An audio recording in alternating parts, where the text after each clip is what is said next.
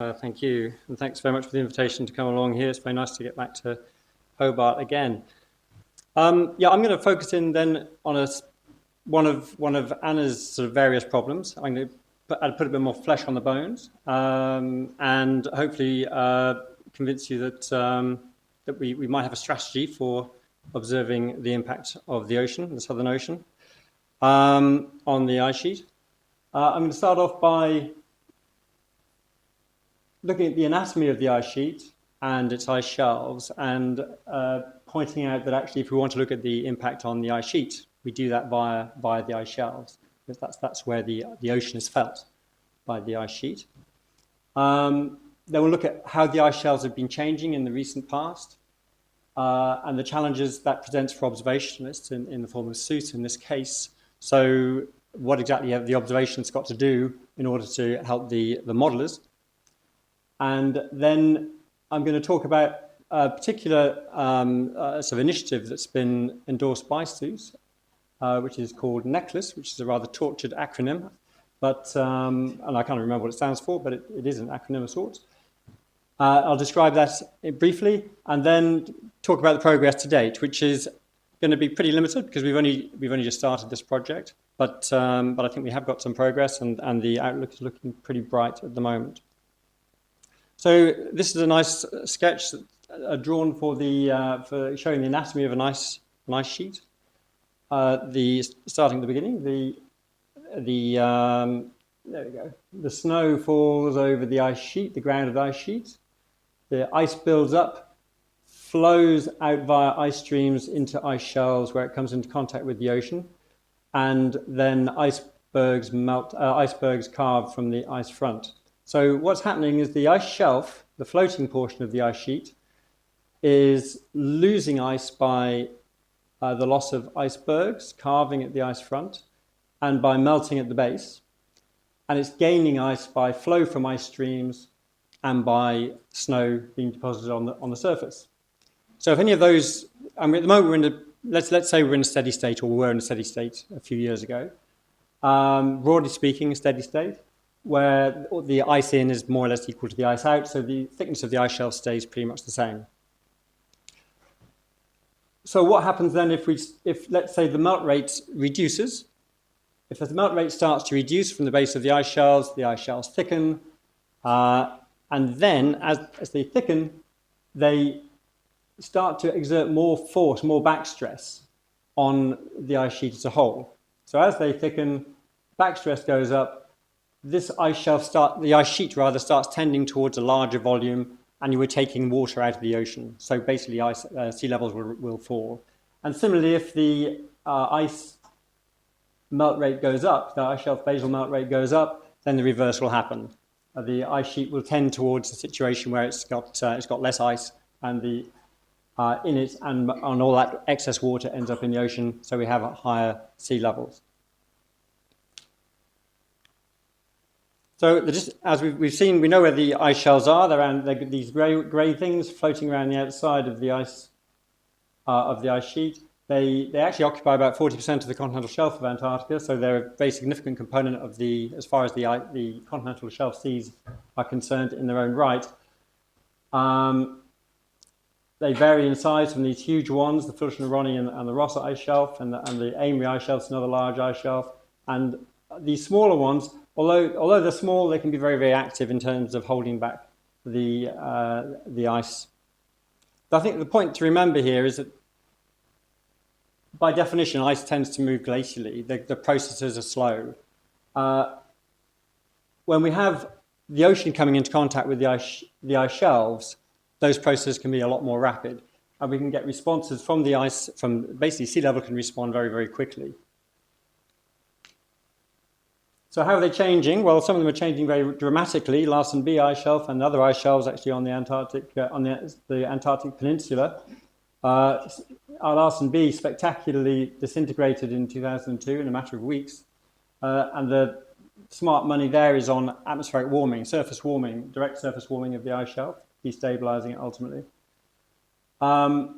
The more southerly ice shelves, though, are very much colder, and we don't expect those to respond in a similar way to the direct atmospheric warming. This is some very recent work undertaken by Paolo et al. And it shows very nicely, on the basis of satellite data over the last 18 years, shows very nicely the change in thickness of ice shelves in the all around Antarctica. The red discs indicate an ice shelf that's, if it's a large disk, it indicates an ice shelf that on average is has thinned rather a lot. And the blue discs, there aren't that many of them, but there are a few, indicate ice shelves that are actually thickening and have thickened by, on average over the last 18 years. So on the whole, the ice shelves that are losing ice or thinning seem to be winning the day, and overall, in fact, if you integrate them all up, overall there is a net thinning and loss of ice from ice shelves.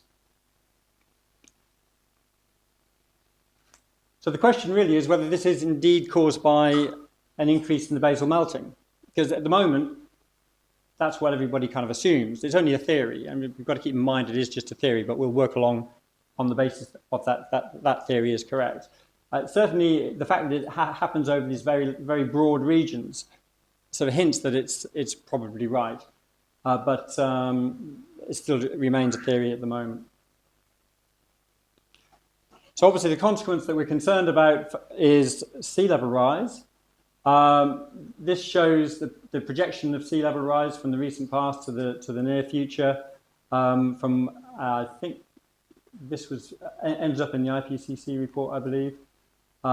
So centimeters on the vertical scale here. And the main thing I want to point out is that there's a huge uncertainty, and this doesn't even include the contribution of the Antarctic Ice Sheet, because the Antarctic Ice Sheet contribution was reckoned on as just being just too uncertain to even include in this. So if you want to go ahead and make a decent prediction of the future contribution to sea level rise, or sea level change even, what we need to do is to be able to model the impact of the oceans on the ice shelves. We want to model the impact of the oceans on ice shelf basal melting. And in order to do that properly, we need data. It's the standard refrain. To make a decent model, or a model worth its name, we need data to validate it and to improve the various parameterizations that are involved to get the physics right. So the challenge for SOOS then is to obtain oceanographic data and basal melt rate data on, when I say accessible timescales, I'm talking about timescales of weeks to months to years, a small number of years. Now, Steve Rintoul coordinated the production of a report for SOOS. It was called Seeing Below the Ice. And this was for the sea ice zone generally, a strategy for observing beneath sea ice and ice shelves. And it included autonomous vehicles going beneath ice shelves and, in fact, in the sea ice covered area, research cruisers generally, all the sort of things that Anna's been talking about today. The other contributor we can talk about is satellite data. These are ice shelf thinning rates, and if we want to look at the melt rates from ice shelves, then can we obtain those from satellite data? And to some degree we can. This is about the state of the art. It's for the Filchner-Ronny ice shelf in southern Weddell Sea. It was published last year, and it uses satellite data these bright areas are the higher melt rates. The blue areas are the in fact freezing areas. The blue areas are freezing areas, freezing zones, and the satellite data gives us excellent spatial coverage, and it also gives us has the disadvantage of being a rather long-term average.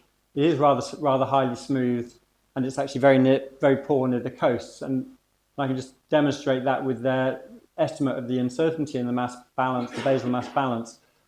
The bright red shows highly uncertain in the coastal regions, which is actually where a lot of oceanographers and glaciologists are particularly interested in the results. I just want to point out this disadvantage, this problem of it being a long-term average.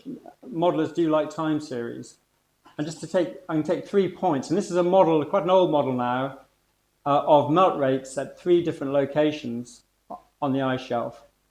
And what it shows quite clearly, and this is in years along here, so we see a very, very strong seasonal signal in the modelled melt rates. And if this is anything like right, then clearly there's a lot more that we can get out of the data sets than just an average. So how do we measure melt rates? Well, airborne radar has been used for many years to measure the thickness of ice shelves. The radio waves go through the ice, we get reflection from bedrock or the base of an ice shelf, and we can calculate the thickness of the ice. If you do this on the ground, having a ground-based system, you can do it highly precisely, because unlike the aircraft, which is flying along, it basically is flying along and it has very little time to make a measurement, essentially. Whereas if you have a ground-based system, then you can make it phase coherent, which basically you can improve your precision hugely. And indeed, such a system has been produced in a collaboration between the British Antarctic Survey and University College London. It's a phase-sensitive radar. It can be left unattended, ticking away, creating a time series of melt rates, or at least of thinning rates, which can then be converted into melt rates by making various corrections afterwards. It's low power and it's lightweight. It's got everything going for it from a point of view of logistic ease.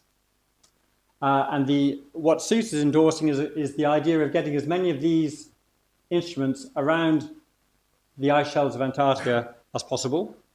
And in doing that, if we manage to get that over a small number of years, concurrent data from as many locations as possible around the ice shelves of Antarctica, then we'll have a resource available for modelers out into the future. We'll have we'll have the atmospheric forcing anyway, and we'll have a tremendous resource available to improve models and to validate them.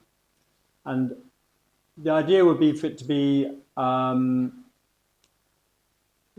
to change into a long-term skeleton network. We wouldn't expect to be able to maintain, say, 100 of these instruments around the Antarctic ice shelves out into the future indefinitely. So if we could then thin it down after a few years, we can pick out a few that we want to maintain out into the future as a sort of monitoring exercise, more in the form of you might have for a mooring. At the moment, there's quite a few people are interested in this. Quite a few groups around the world are interested in this. And the ones with the stars have actually got funded programs to put instruments into the field, and there are other groups who are sort of constantly sort of getting in touch and wanting to contribute to this. At the moment, where we are right now, is these red dots indicate instruments that are out ticking away at the moment and generating time series, and these blue circles or cyan circles here are areas which will be again funded to get instruments out this coming season. So we're actually making some progress around the continent. There are areas that are blank, and we really want to get several, obviously as an ice shelf the size of the Ross Ice Shelf, we need several instruments out. We're not going to get a full coverage, obviously we just need a few sort of telltales for the modelers. So where are we? We've got, we think ice shelves matter. We need to be able to measure melt rates and monitor them out into the future. The technology is now available, and the instruments are now available. And this is SOOS is endorsing sort of a circumpolar network of instruments, or the concept behind the circumpolar network of instruments. But it is early days, but progress is good, the outlook's looking good. So I'll stop there.